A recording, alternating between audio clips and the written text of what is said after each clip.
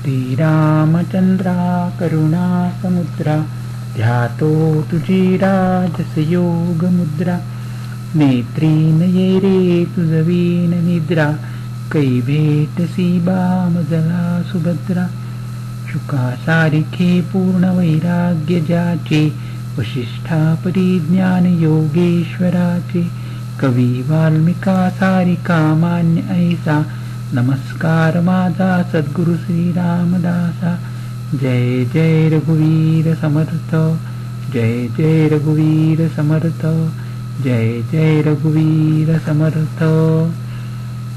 श्रीमद दासबोध नवनीत भाग 4 दशक 8 समास 6 ओवी 41 ते 46. श्रोत्यांनी प्रश्न विचारला, गुरुदेव, सत्संग केला असता मुक्ती मिळण्यास किती दिवस लागतात? या प्रश्नाचे उत्तर समर्थ आता देत आहेत, ते ऐकावे. या उत्तराने प्रश्न विचारणारा संपूर्णपणे समाधान पावेल. संत समागमाचा विचार पुढील प्रमाणे आहे. लोखंड परिसाला लागले, पाण्याचा थेंब समुद्रात पडला, एक नदी गंगेला येऊन मिळाली. ज्या क्षणीच हे घडते त्याच क्षणी लोखंड सोने बनते, थेंब सागर बनतो आणि नदी गंगारूप बनते. त्याचप्रमाणे जो अत्यंत सावध आहे, कष्टाळू आहे आणि तत्पर आहे त्यास संत समागमामध्ये ताबडतोब मोक्ष प्राप्त होतो. ज्याच्या अंगी हे गुण नाहीत त्यांना अत्यंत सूक्ष्म ब्रह्मस्वरूप पाहू म्हटले तरी पाहता येत नाही. परमार्थाच्या अनुभवामध्ये शिष्याची बुद्धीच तयार व्हावी लागते, अत्यंत सूक्ष्म बनावी लागते. अशी तयार बुद्धी ज्याच्याजवळ असते त्यास मुक्तीच्या प्राप्तीसाठी अधिक वेळ लागत नाही. जो अनन्य होऊ शकतो त्यास ताबडतोब मोक्ष मिळतो. ज्याची बुद्धी सूक्ष्म आहे आणि जो अनन्य होऊ शकतो त्यास स्वस्वरूप साक्षात्कार होण्यास एक क्षण सुद्धा लागत नाही. अनन्य श्रद्धा असल्याशिवाय नुसती सूक्ष्म बुद्धी कामास येत नाही. दशक 8 समास 7 ओवी 18 ते 28. पुष्कळ जन्म घेऊन झाल्यानंतर मानव देहाची प्राप्ती होते. मानवाचा जन्म येऊन जर आत्मज्ञान करून घेता आले नाही तर जीवनाला सद्गती मिळत नाही. त्याचा जन्म मरणाचा फेरा चुकत नाही. या जन्मात आत्मज्ञान न होता मृत्यू आला तर पुन्हा गर्भवासामध्ये मानव देह मिळेल असे घडणे फारच विरळ असते. उलट त्या जीवाला खालच्या योनीमध्ये जन्म घ्यावा लागतो.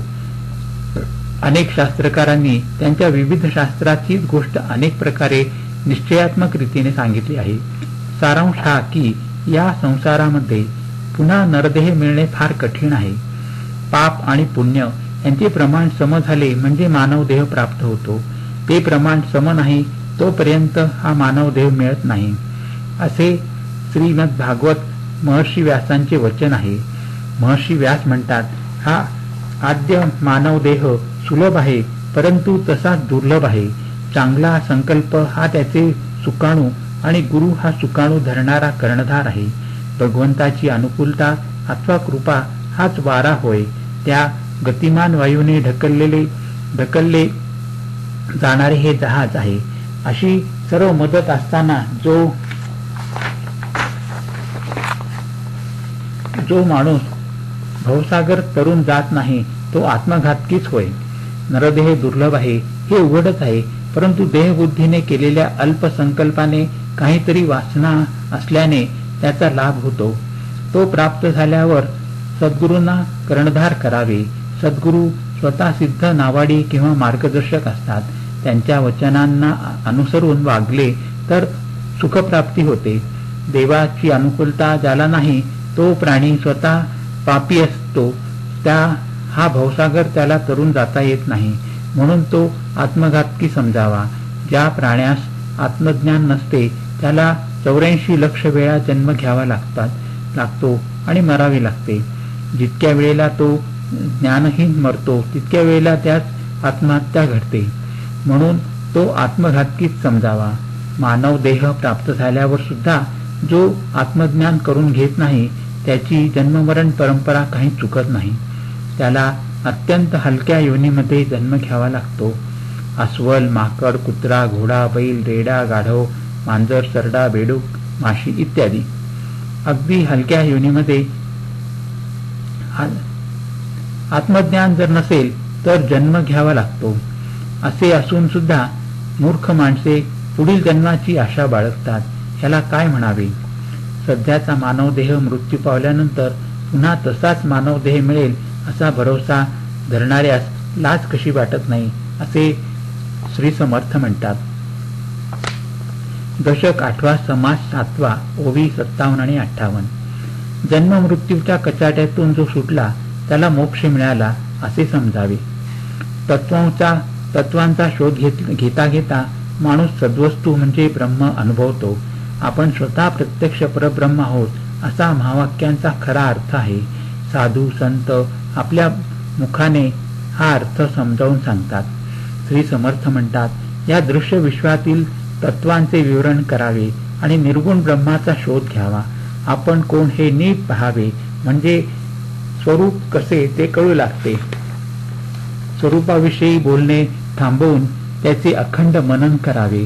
मनन करता करता त्यातच लीन होऊन जावे. अशा रीतीने स्वस्वरूपाशी अनन्य झाल्यावर माणूस महापुरुष बनतो.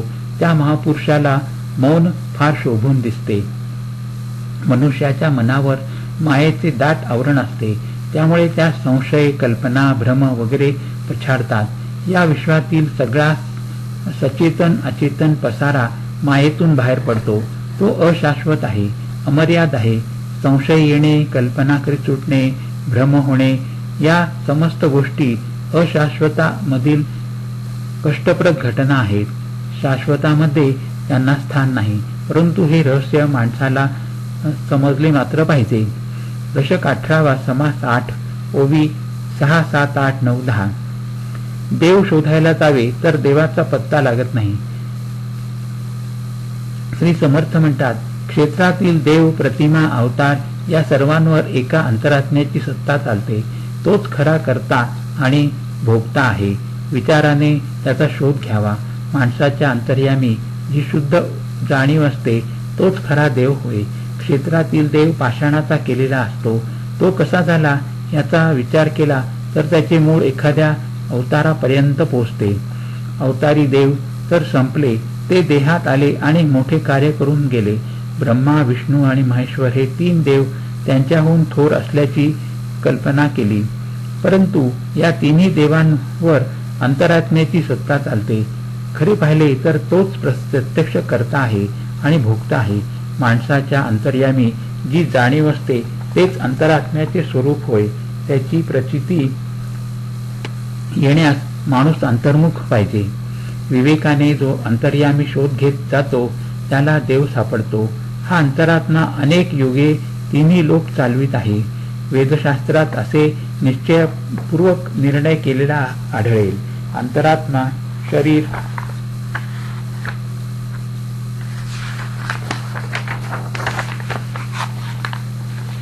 शरीर चालवितो. त्याचा शोध केला तर जाणीवेच्या रूपाने आणि विवेकाने तोच देव शरीर चालवितो अशी प्रचिती येईल.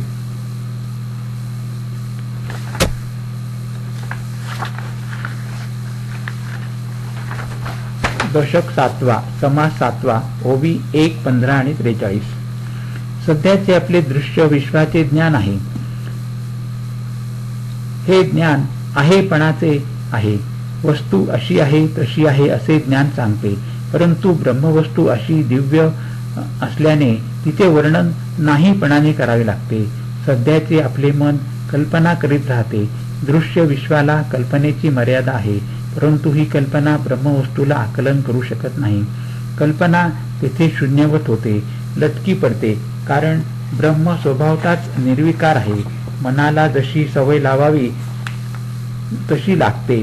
ब्रह्मचिंतनाची सवय जर मनाला लावली तर कालांतराने ब्रह्म साक्षात्कार होईल. त्याच्या जोडीला नित्यानित्य विचार ठेवला तर समाधान प्राप्त होईल. दृश्य चिंतन सोडून ब्रह्मचिंतन मनाकडून करून घ्यावे, हाच राजमार्ग आहे. देहबुद्धीच्या पोटी जन्म घेणारा मी, पण मीपणा सगळी भानगड उत्पन्न करतो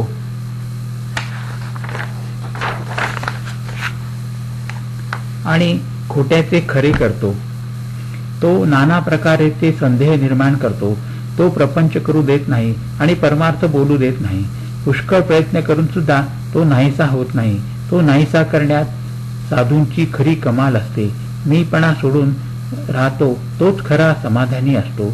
आपल्या मनाला उगीच कल्पना करण्याची सवय लागली आहे, परंतु मन जी कल्पना करते ते ब्रह्मस्वरूप नव्हे. अशा रीतीने कल्पना लटकी पडली की मीपणा जोर करतो. नंतर नाना संशय मनात धुमाकूळ घालतात. श्री समर्थ पुढे म्हणतात, तू स्वतः परमात्मा स्वरूप आहेस असे सांगून आत्मज्ञानाचे सर्व बाजूने वर्णन ते करतात. सद्गुरूंशी अनन्य होऊन ते ज्ञान प्राप्त होते. जे ज्ञान प्राप्त होते आणि पूर्ण समाधान मिळते. दृश्य विलीन होऊन आत्मनिवेदन होते मात्र आवश्यक आहे. दृश्य विलीन होऊन आत्मनिवेदन होणे मात्र आवश्यक आहे. अहम ब्रह्मास्मी हे महावाक्य आहे. मी ब्रह्म आहे असा याचा अर्थ आहे. या अर्थाचे रहस्य तर्काने समजणार नाही, ते मी समजावून सांगतो. त्या अर्थामध्ये गुरु आणि शिष्य दोघे एकरूप होऊन जातात. शिष्या, या महावाक्यातील मर्म ऐक. तू स्वतःच ब्रह्म स्वरूप आहेस याबद्दल किंचितही संदेह बाळगू नकोस.